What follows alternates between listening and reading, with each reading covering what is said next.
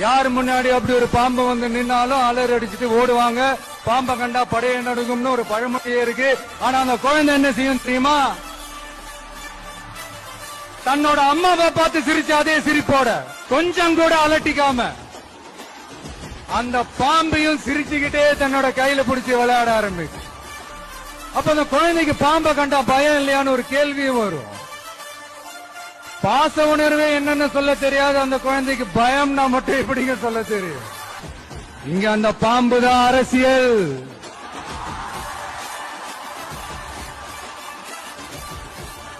அத கையில பிடிச்சி விளையாட ஆரம்பிக்கிறது தான் உங்க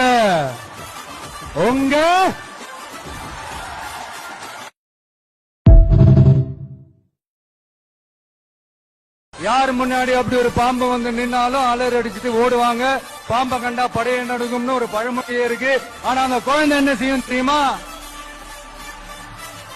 தன்னோட அம்மாவை பார்த்து சிரிச்ச அதே சிரிப்போட கொஞ்சம் கூட அலட்டிக்காம அந்த பாம்பையும் சிரிச்சுக்கிட்டே தன்னோட கையில